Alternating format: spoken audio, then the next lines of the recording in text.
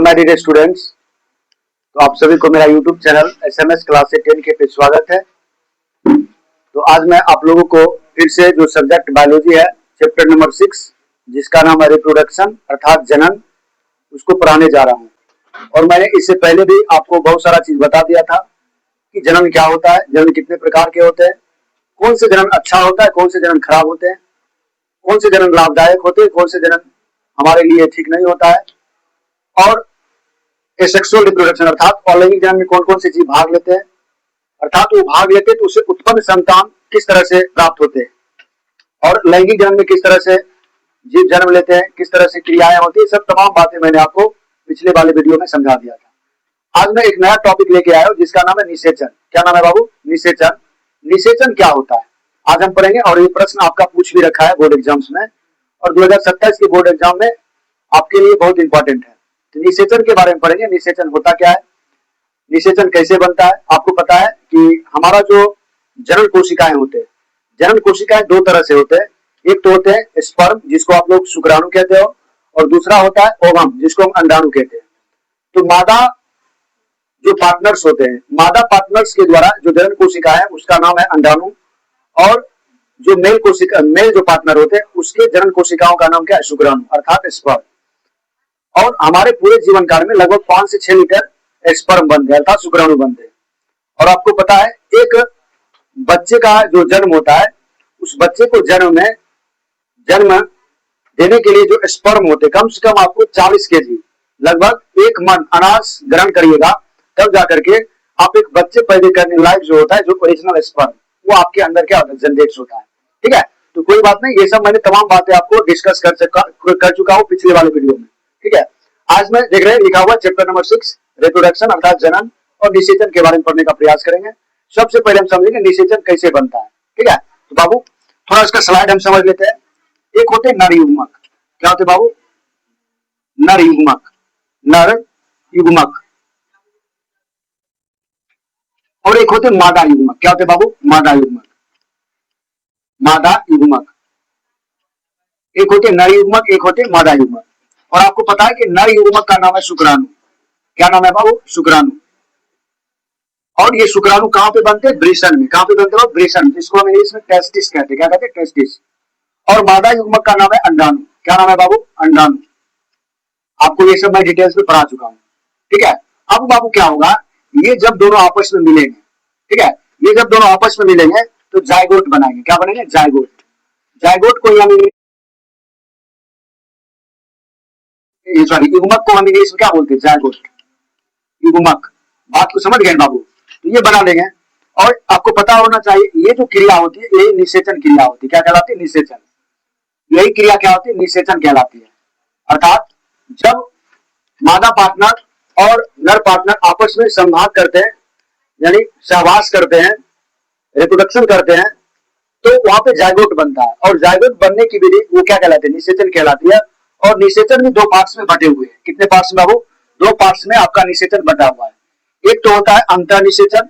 क्या होता है बाबू? अंतःनिषेचन, अंतःनिषेचन। और दूसरा होता है बाबू बाह्य निषेचन। क्या होता है? दूसरा होता है आपका बाह्य निषेचन, बाह्य निषेचन, बाह्य निषेचन। ठीक है बाबू, एक होता है अंतःनिषेचन, दूसरा होता है बाह्य निषेचन। तो ये कुछ रैंडम था स्लाइड का, मैंने जो शॉर्ट में आपको समझाने का प्रयास किया है कि जो आपका निषेचन जो कैसे होता है। निषेचन यहाँ पर आपने देखा कि 2 प्रकार के होते हैं, क्योंकि आपका टॉपिक सभी क्या पढ़ोगे? निषेचन के बारे में पढ़ोगे, तो थोड़ा इसके स्लाइड जानना बहुत जरूरी होते हैं। यहाँ से हम तमाम बातें को ध्यान में रखते हुए कर सकते हैं। और आपने सुना होगा कि ट्विंस बच्चा अर्थात जुड़वा बच्चा कैसे पैदा होता है। कभी कभी आप देखे हो जो लड़का आता है जिसके साथ आ वो शायद ट्विंस है ना, ट्विंस है ना, लड़का करण अर्जुन ट्विंस शायद है, शायद ट्विंस एक बच्चे है ना, शायद हमको पता लगा, क्योंकि वो लड़का का जन्म हुआ तो मम्मी ही करवाई थी मेरी ना प्रसव, तो उनको पता, वो मम्मी ही बोली थी वो लड़का ट्विंस है। तो आप लोग देखेंगे अमूमन जो होते ट्विंस जो बच्चा होते हैं, जुड़वा बच्चा कैसे पैदा होते हैं, आज उसके बारे में भी कुछ चर्चा करेंगे। ठीक है, इसी चैप्टर में पढ़ने का प्रयास करेंगे जुड़वा बच्चा कैसे कैसे पैदा होता है। तो सबसे पहले हमारा जो टॉपिक है उसको पढ़ने का प्रयास करेंगे। आपने देखा कि निषेचन कैसे प्राप्त हुआ, तो नर युग्मक और मादा युग्मक, अर्थात नर युग्मक के जो कोशिकाएं होते हैं उसको हम शुक्राणु कहते हैं, और मादा युग्मक के जो जनन कोशिकाएं होते हैं अर्थात रिप्रोडक्शन सेल जो होते हैं वो अंडाणु होते हैं। दोनों का जब निषेचन हुआ तो जायगोट बना, और जायगोट बनने की विधि ही निषेचन कहलाई। और निषेचन दो प्रकार के हो गए, अंतर निषेचन और बाह्य निषेचन। बात को समझ गए? आपको मैंने समझा दिया था जायगोट क्या होती है, जायगोट के बारे में मैंने लिखाया भी था परिभाषा पिछले वीडियो में, कृपया प्लीज बैक वाले वीडियो पहले देख लीजिएगा। ठीक है, तो चलते हैं इसके बारे में लिखते हैं। निषेचन लिख करके डैश दीजिएगा, लिखिएगा लिखिएगा बाबू।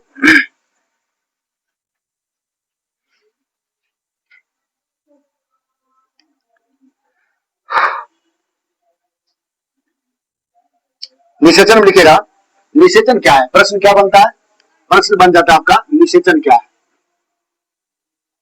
बहुत इंपॉर्टेंट प्रश्न है और पूछता भी है। लिखिए निषेचन क्या है।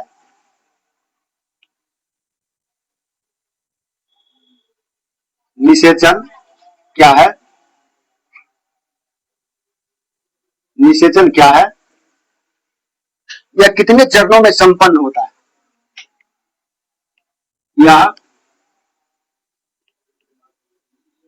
यह कितने चरणों में,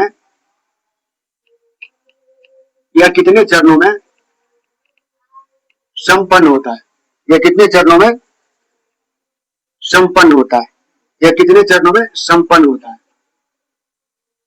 यह कितने चरणों में संपन्न होता है, यह कितने चरणों में संपन्न होता है। बहुत प्यारा सा प्रश्न है और ये पूछ रखा है 2014 में, 2014 में ये प्रश्न आपको पूछ रखा गया है। ठीक है, बहुत इंपॉर्टेंट है और इस चैप्टर में है इसलिए मैं पढ़ा रहा हूँ। ठीक है, ध्यान रखिएगा। और टॉपिक भी बन रहा है, पूछा भी गया इसलिए इंपॉर्टेंस है। आपका चैप्टर से ही प्रश्न है और पूछा भी गया है। आपने देखा कि जितना भी मैंने टॉपिक पढ़ाया था वहां से प्रश्न किसी ना किसी साल पूछा था, इसलिए बहुत इंपॉर्टेंस है। कहा कि यहाँ पे निषेचन क्या है, यह कितने चरणों में संपन्न होता था, निषेचन कितने चरणों में खत्म होता था। यहाँ पर आपने देखा अंतर निषेचन, बाह्य निषेचन, यही से तो मेरा स्पष्ट हो गया। लेकिन इसको लिखेंगे कैसे परीक्षा में, तो लिखिए, लिखिएगा नर एवं मादा युग्मक, नर एवं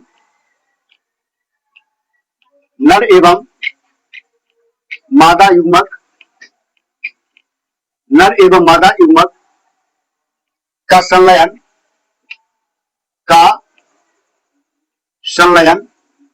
नर एवं मादा, देखिए ना, नर एवं मादा युग्मक का संलयन जायगोट बना, जायगोट से क्या बना, निषेचन बना। तो नर एवं मादा युग्मक का संलयन निषेचन कहलाता है। निषेचन, निषेचन कहलाता है, निषेचन कहलाता है। नर एवं मादा युग्मक का संलयन क्या कहलाता है, निषेचन कहलाता है। निषेचन का अर्थ,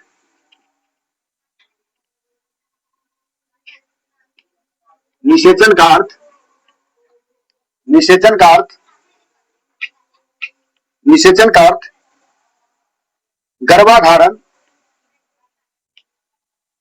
गर्भाधारण, निषेचन का अर्थ गर्भाधारण होता है, गर्भाधारण होता है, गर्भाधारण होता है। निषेचन की क्रिया दो चरणों में संपन्न होती है। निषेचन, निषेचन की क्रिया, निषेचन की क्रिया दो चरणों में, निषेचन की क्रिया दो चरणों में संपन्न होती है। निषेचन की क्रिया दो चरणों में संपन्न होती है। कितने चरणों में संपन्न होती है बाबू, निषेचन की क्रिया दो चरणों में संपन्न होती है। कितने चरणों में संपन्न होती है, दो चरणों में। आपने देखा कि निषेचन की क्रिया दो चरणों में संपन्न होती है। तो आप लोग अगर स्लाइड बनाना चाहते हो तो ऐसे बना सकते हो स्लाइड, उस पूरे प्रक्रिया को आपको लिखने के बाद बना सकते हैं। ठीक है, अभी नहीं, अभी मैं बताऊंगा कब बनाना उस स्लाइड को। तो बाबू निषेचन क्या है, तो मैंने आपको बताया था, देखो स्लाइड के माध्यम से समझाया था कि जो निषेचन आपका पाई चार्ट इसको बोलते हैं, क्या बोलते हैं, पाई चार्ट। आप लोग बीपीएससी यूपीएससी पढ़िएगा ना, इसी तरह से पाई चार्ट के अकॉर्डिंग बनाया जाता है, तब जाकर के नंबर अच्छा मिलता है। आप किसी भी सब्जेक्ट के ऊपर, पॉलिटिकल साइंस, यूपीएससी की तैयारी होता है तो इस तरह से सजा करके उसको स्लाइड में शॉर्ट कहते हैं उसको। अगर आप इसको देख लोगे तो पूरा डेफिनेशन आपको इसमें मिलेगा, है कि नहीं, ये बताइए, पूरा इसमें है। वही करा यहाँ पे, नर एवं मादा युग्मक का संलयन निषेचन कहलाता है।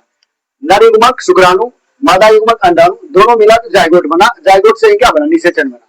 और निषेचन आपने देखा कि दो चरणों में प्राप्त है। वही कुछ क्वेश्चन का जवाब अगर ऐसा स्लाइड, जो समझदार टीचर होगा ऐसा अगर देख लेगा तो आपको फुल नंबर दे देगा। ऐसे ही तो परिभाषा याद है, वही तो चीज मैंने पहले किया आपको। तो वही करा, नर एवं मादा युग्मक का संलयन निषेचन कहलाता है।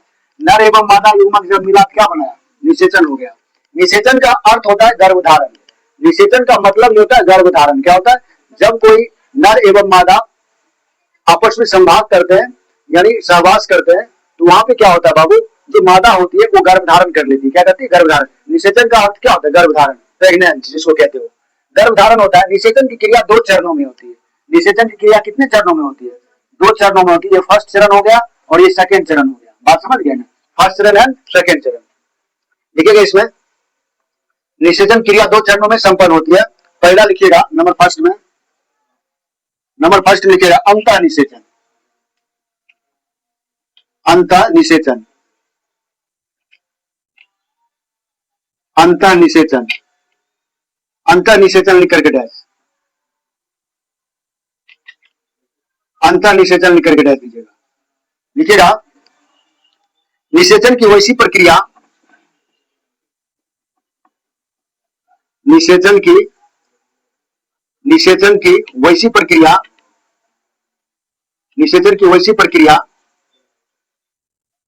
निषेचन की वैसी प्रक्रिया जिसमें नर एवं मादा, जिसमें नर एवं मादा, जिसमें नर एवं मादा युग्मक का संलयन, युग्मक का संलयन, नर एवं मादा युग्मक का संलयन, संलयन मादा शरीर के, मादा शरीर के, मादा शरीर के भीतर संपन्न होता है। मादा शरीर के भीतर संपन्न होता है। मादा शरीर के भीतर संपन्न होता है। मादा शरीर के भीतर संपन्न होता है, संपन्न होता है, जिसे जिसे अंतः निषेचन कहा जाता है। जिसे अंतः, जिसे अंतः निषेचन, जिसे अंतः निषेचन कहा जाता है। जिसे क्या कहा जाता है बाबू? अंतः निषेचन कहा। जैसे मानव, जैसे मानव, जैसे मानव, मानव, मानव स्तनधारी, स्तनधारी पक्षी इत्यादि, पक्षी इत्यादि, पक्षी इत्यादि, ये सब जो होते बाबू, ये सब जितने भी देखते हो, अर्थात जिसमें दो कैंडिडेट, जिसमें दो पार्टनर भाग लेकर के अपने जनन प्रक्रिया को संपन्न करते हैं, वो सब किसमें आते हैं? अंतः निषेचन में होते हैं। इसमें आंतरिक क्रियाएं होती है। क्या होती है बाबू? अंतः निषेचन। क्वेश्चन पूछ सकता है कि मानव में कौन सी जनन की क्रिया होती है? अंतः निषेचन होती है। क्या होती है बाबू? अंतः निषेचन। दूसरा हो जाएगा बाह्य निषेचन। क्या हो जाएगा बाबू? दूसरा लिखिएगा बाह्य निषेचन। दूसरा जिसका पॉइंट हो जाएगा वो लिखिएगा बाह्य निषेचन। दूसरा हो जाएगा आपका बाह्य निषेचन। बाह्य निषेचन, बाह्य निषेचन। दूसरा हो जाएगा बाह्य निषेचन। बाह्य निषेचन लिख करके डाल दीजिएगा और लिखिएगा इसमें बाह्य निषेचन लिखिएगा, लिखिएगा निषेचन की वैसी प्रक्रिया, निषेचन की वैसी प्रक्रिया, निषेचन की वैसी प्रक्रिया, वैसी प्रक्रिया जिसमें नर एवं मादा युग्मक, जिसमें नर एवं, जिसमें नर एवं मादा युग्मक, जिसमें नर एवं, जिसमें नर एवं मादा युग्मक, मादा युग्मक का संलयन, नर एवं मादा युग्मक का संलयन, संलयन मादा शरीर के, मादा शरीर के, मादा शरीर के बाहरी, मादा शरीर के बाहर संपन्न, मादा शरीर के बाहर संपन्न होता है, मादा शरीर के बाहर संपन्न होता है, होता है उसे, होता है उसे, उसे बाह्य निषेचन, उसे बाह्य निषेचन, उसे बाह्य निषेचन, उसे बाह्य निषेचन कहा जाता है। उसे बाह्य निषेचन कहा जाता है। जैसे मेढक,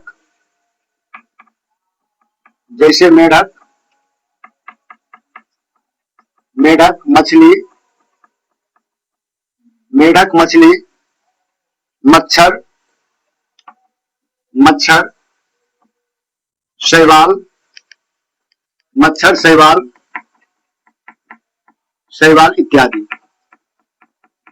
इत्यादि, ये सब जितने भी हैं, इस सब में बाबू क्या होते हैं? बाह्य निषेचन होते हैं। क्या होते हैं बाबू? बाह्य निषेचन होते हैं। इस सब में क्या होते हैं? इस सब में आपका बाह्य निषेचन होते हैं। ठीक है, आप लोग ने बाह्य निषेचन समझ गया और आंतरिक निषेचन भी आप समझ गए ना। बाह्य निषेचन भी समझ गए और आंतरिक निषेचन भी समझ गए। ठीक है ना, बाह्य निषेचन भी समझ गए और आंतरिक निषेचन भी समझ। बताइए, इसको समझने में दिक्कत है? कोई बच्चा ऐसा जिसको समझने में दिक्कत है? तो बाबू ध्यान दीजिएगा, क्या कर रहा है? आपने देखा कि निषेचन किसको कहते हैं। ठीक है, कि निषेचन क्या होते हैं। आपने देखा कि नर एवं मादा जो युग्मक है, नर एवं मादा युग्मक का संलयन निषेचन कहलाता है। निषेचन का अर्थ होता है गर्भधारण, और निषेचन की क्रिया 2 चरणों में संपन्न होती है। पहला चरण हो गया अंतर निषेचन। पहला क्या हो गया बाबू? पहला आपका हो गया अंतर निषेचन, और दूसरा हो गया आपका बाह्य निषेचन। क्या हो गया बाबू? दूसरा हो गया बाह्य निषेचन। पहला हो गया अंतर निषेचन और दूसरा हो गया बाह्य निषेचन। ठीक है, उसके बाद आपने देखा कि अंतर निषेचन क्या होती है और किस किस जीव में होती है। उसके बाद आपने देखा बाह्य निषेचन क्या होती है और किस किस जीव में होती है। तो आपने देखा निषेचन की वैसी प्रक्रिया जिसमें नर एवं मादा अर्थात मेल एंड फीमेल, नर एवं मादा युग्मक संलयन मादा शरीर के भीतर संपन्न होता है। किसके शरीर के अंदर? मादा शरीर के अंदर। क्योंकि बच्चे को 9 महीना कौन पाल के रखती है? माँ रखती है ना, मादा रखती है, फीमेल रखती है। संपन्न होता है, जिसे अंतर निषेचन कहा जाता है। जैसे मानव, जैसे क्या होगा बाबू? मानव, यानी जैसे ह्यूमन में आप देखते हो मानव, स्तनधारी पक्षी, ये सब जितने भी है, इस सब में क्या होते हैं? अंतर निषेचन होते हैं। क्या होते हैं बाबू? अंतर निषेचन होते हैं। अर्थात क्या होते हैं? अंडर रिप्रोडक्शन होते हैं ना, अंडर, बात समझ गए, संलयन होते हैं। उसके बाद बाह्य निषेचन क्या होता है?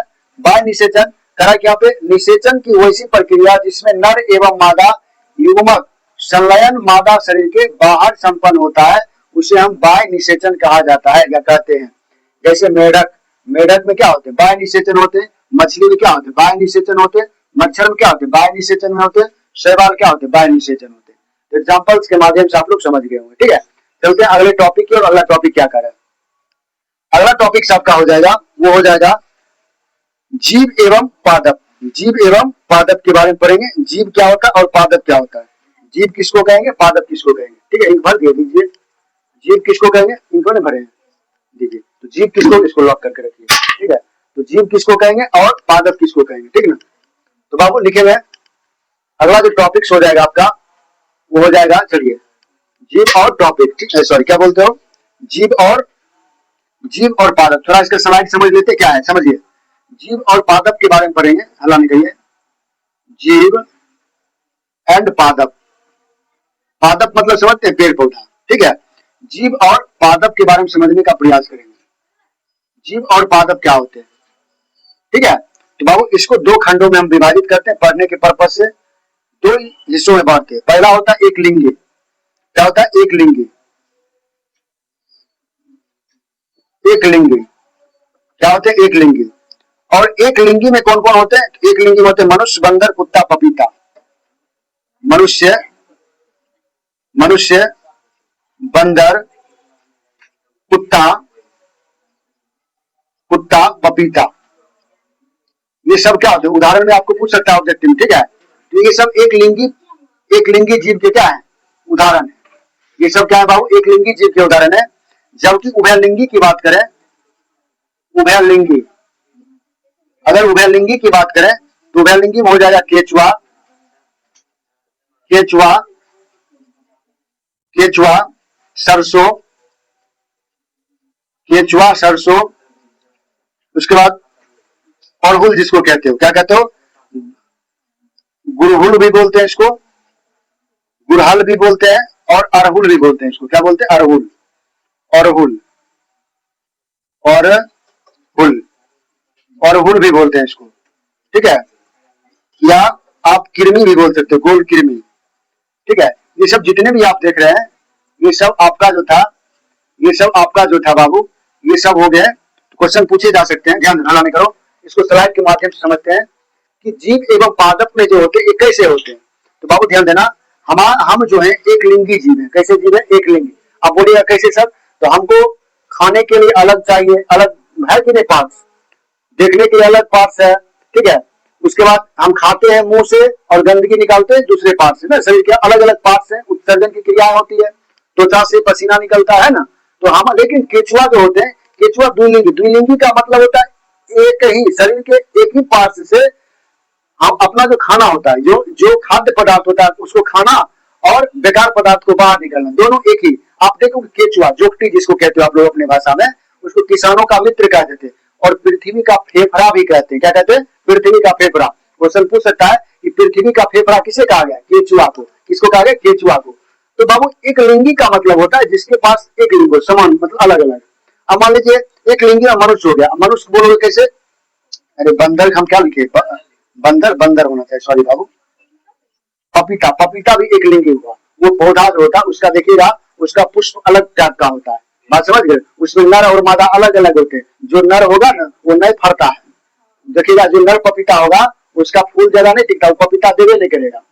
खजूर भी होते नर एवं मादा, तार भी होते नर एवं मादा। जो तार नर होंगे उसमें तरकुलार नहीं फरता, देखो यहाँ पे है बहुत सारा तार।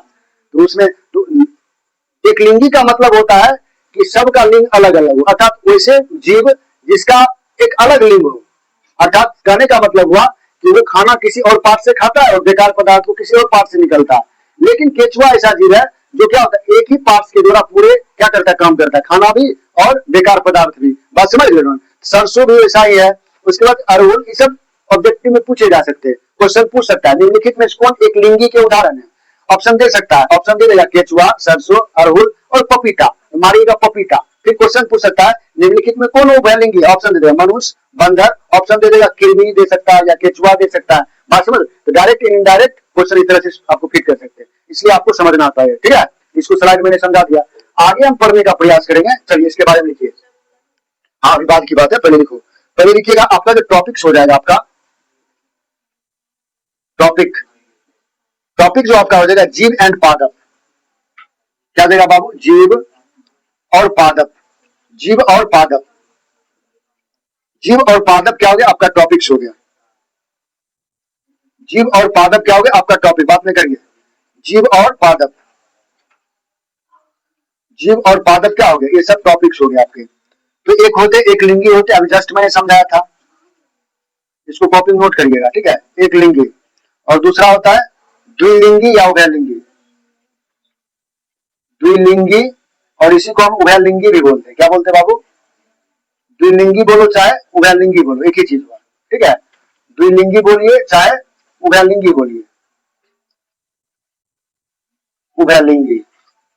द्विलिंगी बोलिए चाहे उभयलिंगी बोलिए, एक ही चीज हुआ, ठीक है। तो आप लोग एक लिंगी लिख करके डैश दीजिएगा, एक लिंगी लिख करके डैश, एक लिंगी लिख करके डैश, एक लिंगी लिख करके डैश। लिखिएगा बाबू, देखिए वे जीव जिनमें, वे जीव, वे जीव जिनमें, वे जीव जिनमें नर और मादा, नर और मादा, नर और मादा, नर और मादा स्पष्ट रूप से, स्पष्ट रूप से, स्पष्ट रूप से अलग अलग हो। स्पष्ट रूप से क्या हो बाबू? अलग अलग हो। स्पष्ट रूप से अलग अलग हो। स्पष्ट रूप से अलग अलग हो। स्पष्ट रूप से अलग अलग हो। अलग अलग हो। उन्हें एक, उन्हें उन्हें एक, उन्हें एक लिंगी, उन्हें एक लिंगी जीव कहते हैं। उन्हें एक लिंगी जीव कहते हैं। उन्हें एक लिंगी जीव कहते हैं। अर्थात, अर्थात आप ऐसे भी लिख सकते हो, अर्थात वैसा जीव, अर्थात वैसा जीव, अर्थात वैसा जीव जिसमें अर्थात वैसा जीव जिसमें जिसमें जनन अंग जिसमें जनन अंग जिसमें जनन अंग जनन अंग जनन अंग पाया जाए, जनन अंग पाया जाए जनन अंग पाया जाए, उसे एक उसे उसे एक लिंगी जीव कहते हैं। उसे एक लिंगी जीव कहते हैं। उसे एक लिंगी जीव कहते हैं। उदाहरण में लिख लीजिएगा, ये सब उदाहरण में ये सब लिख लीजिएगा, ठीक है। इसका उदाहरण में सब लिख लीजिएगा, ठीक है। नहीं तो मैं फिर से लिखे देता हूँ, ठीक है। उदाहरण में लिख लीजिएगा, उदाहरण में लिख लीजिएगा, उदाहरण में ये सब लिख लीजिएगा, ठीक है। ये सब अच्छा, उदाहरण में ये सब लिख लेना है। मनुष्य, कुत्ता, बंदर, फलना चिलना जो है लिख लीजिए, ठीक है। उसके बाद फिर आगे लिखिएगा नर युग्मक, किसी में लिखना है नर युग्मक, नर युग्मक, नर युग्मक अर्थात नर युग्मक कौन क्या कहते हैं? शुक्राणु कहते हैं कि नहीं कहते हैं? नर युग्मक शुक्राणु, शुक्राणु का निर्माण, शुक्राणु का निर्माण, शुक्राणु का निर्माण हो रहा हो तो, हो रहा हो तो, हो रहा हो तो, हो रहा हो तो नर मादा युग्मक, नर मादा युग्मक, नर मादा युग्मक अंडाणु, अंडाणु, अंडाणु का निर्माण हो रहा हो तो, अंडाणु का निर्माण हो रहा हो तो, अंडाणु का निर्माण हो रहा हो तो, अंडाणु का निर्माण मादा युग्मक अंडाणु, अंडाणु का निर्माण, अंडाणु का निर्माण हो रहा हो तो, हो रहा हो तो, हो रहा हो तो मादा, हो रहा हो तो क्या कहलाएगा बाबू? मादा, मादा, ठीक है। उसके बाद थोड़ा समझते हैं बाबू, इसको समझ लेते हैं। कह रहा कि एक लिंगी, अच्छी बात बताओ, मानव जो होते हैं, मानव में लड़का लड़की डिफरेंट होता है नहीं होता है? होता है ना। बताओ आप कैसे पहचान करते हो लड़का है लड़की है? अर्थात इससे पता चलता है एक लिंगी हम उसे कहते हैं जो अलग अलग अलग अलग लिंग को निर्धारण करता है। जैसे लड़की का लिंग अलग होता है, लड़का का अलग होता है कि नहीं होता है? शरीर के पार्ट्स तो ही करा यहाँ पे, करा कि यहाँ पे वे जीव जिनमें नर नर और मादा स्पष्ट रूप से अलग अलग हो, स्पष्ट रूप से अलग। अच्छा एक बात बताओ, केचुआ में ऐसा बात होता है? नहीं, केचुआ में ये सब नहीं होता। अर्थात हम कह सकते हैं एक सेक्सुअल रिप्रोडक्शन के अंतर्गत होने वाले जीव जंतु लिंगी कहलाते हैं। सीधा बात समझना, इसे भी तो समझ सकते हो, बात को दिक्कत। उसके बाद वही करा कि और मादा स्पष्ट रूप से अलग अलग हो, उन्हें एक लिंगी जीव कहते हैं। अर्थात वैसा जीव जिनमें जनन अंग पाया जाता है, जिसमें क्या होता है? जनन अंग पाया जाता है, उसको हम क्या कहेंगे? एक लिंगी जीव कहते हैं। उदाहरण के लिए अगर बोले तो आप देख सकते हैं मनुष्य, बंदर, कुत्ता, पपीता सब। अब एक पौधा का आ गया पपीता, इसलिए मैंने इसको इंपॉर्टेंस दे दिया कि पौधा पपीता जो है एक लिंगी होता है। जिस तरह से मानव रिप्रोडक्शन करता है उसी तरह से पपीता भी क्या करता है? रिप्रोडक्शन करता है, ध्यान रखिएगा। इसलिए इसको एक लिंगी कहा गया। इसका लिंग अलग अलग होते हैं, बात समझ रहे हो ना। उसके बाद इसमें देखिएगा केचुआ, अरहुल ये सब जो होते हैं वह लिंगी है, बात को दिक्कत। उसके बाद करा यहाँ पे कुछ नोट्स पॉइंट में उदाहरण के माध्यम से हो गया था। अब देखिए करा है नर युग्मक शुक्राणु का निर्माण हो रहा है तो हम समझेंगे नर है, बात समझ रहे हो। अर्थात नर युग्मक अर्थात शुक्राणु का निर्माण हो रहा है तो हम क्या समझेंगे? नर है। अर्थात फिर करा है मादा युग्मक यानी अंडाणु का निर्माण हो रहा है तो हम क्या समझेंगे? मादा है। क्या है? मादा है। तो दिक्कत पॉइंट अलग अलग है। अच्छा अब बच गया उभयलिंगी या द्विलिंगी, उभयलिंगी या द्विलिंगी। नहीं समझ लो, क्या समझो? द्विलिंगी का मतलब होता है वैसा जीव जिसमें नर और मादा दोनों के पार्ट्स एक ही में सम्मिलित हो, बात समझ लो। नर एवं मादा के पार्ट्स दोनों क्या हो? एक ही में सम्मिलित हो, या नर एवं मादा की जो प्रक्रियाएं होती है वो जीव में करने की क्षमता हो, ऐसे भी एक ही जीव में करने की क्षमता हो, उसको क्या बोलेंगे? उभयलिंगी या द्विलिंगी कहेंगे। It is clear, concept is clear, आप समझ लो कैसे हुए।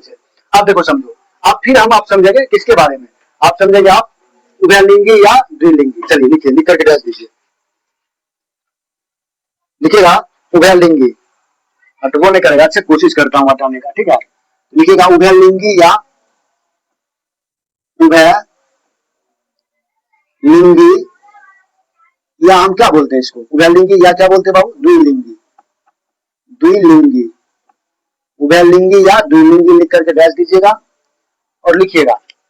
लिखिएगा बाबू, जिन जीवों में नर और मादा लिंग, जिन जीवों में जिन जीवों में जिन जीवों में नर एवं मादा, नर एवं मादा, जिन जीवों में नर एवं मादा लिंग, नर एवं मादा लिंग लिंग लिंग एक साथ एक साथ एक साथ उपस्थित होते हैं, एक साथ उपस्थित होते हैं, एक साथ उपस्थित होते हैं, एक साथ उपस्थित होते हैं, उन्हें उभयलिंगी कहते हैं।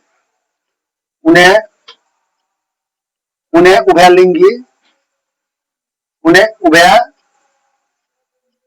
उभयलिंगी या द्विलिंगी द्विलिंगी उन्हें उभयलिंगी या द्विलिंगी उन्हें उभयलिंगी या द्विलिंगी कहते हैं। द्विलिंगी कहते हैं, उभयलिंगी या द्विलिंगी कहते हैं।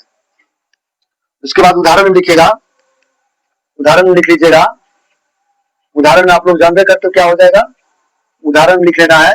कौन सी केचुआ, केचुआ सरसों, केचुआ सरसों, पपीता, सॉरी पपीता नहीं, क्या हो जाएगा बताओ, अरहुल, क्या बोलते हैं, अरहुल, अरहुल, अरहुल का फूल आप लोग देखते हो ना, अरहुल। उसके बाद क्या हो जाएगा, किरमी ना, अरहुल, अरहुल। उसके बाद क्या हो जाएगा बाबू, अरहुल के बाद क्या हो जाएगा, किरमी। किरमी मतलब केचुआ ही होता है, केचुआ की प्रजाति होती है किरमी। उसके बाद हो गया यहाँ तक। उसके बाद फिर इसका पॉइंट अगर लिखना चाहते हो तो लिख सकते हो, ठीक है ना, यहाँ तक कोई दिक्कत। तो ये आपका हो गया ना, ये पूरा तरह से हो गया। अब क्योंकि देखो इसमें आप स्पर्म तो बनेगा नहीं, अंडाणु तो बनेगा नहीं, तो इसमें कैसे लिख सकते हो, वही कह रहा है यहाँ पे। उभयलिंगी या द्विलिंगी आप समझ गए क्या होता है, हो गया ना। उभयलिंगी या द्विलिंगी आप लोग समझ गए, उभयलिंगी या द्विलिंगी आप लोग समझ गए। तो ये टॉपिक्स आपका खत्म हो गया, निषेचन का पार्ट खत्म हो गया। अब फिर आगे पढ़ेंगे दूसरे टॉपिक की ओर, ठीक है, अगले वीडियो के माध्यम से। तो बताइए आप लोग को समझने में किसी को दिक्कत है, एक लिंगी और द्विलिंगी समझने में दिक्कत है, बताओ। एक लिंगी जीव क्या होते हैं, द्विलिंगी जीव क्या होते हैं, किसी को दिक्कत है समझने में? अगर कोई पूछ सकता है बताओ एक लिंगी क्या होता है, द्विलिंगी क्या होता है, तो बोलिएगा सर वैसा जीव जिसमें निषेचन निषेचन का जो अंग होता है, जो आपका रिप्रोडक्शन पार्ट होता है, अलग अलग होते हैं, उसको हम क्या बोलते हैं, उसको हम बोलते हैं एक लिंगी। क्या बोलते हैं, एक लिंगी। लेकिन अगर किसी भी जीव में जो आपका मादा और नर दोनों का जो गुण होता है एक ही जीव में हो, तो उसको हम उभयलिंगी बोलते हैं ना, उभयलिंगी बोलते हैं।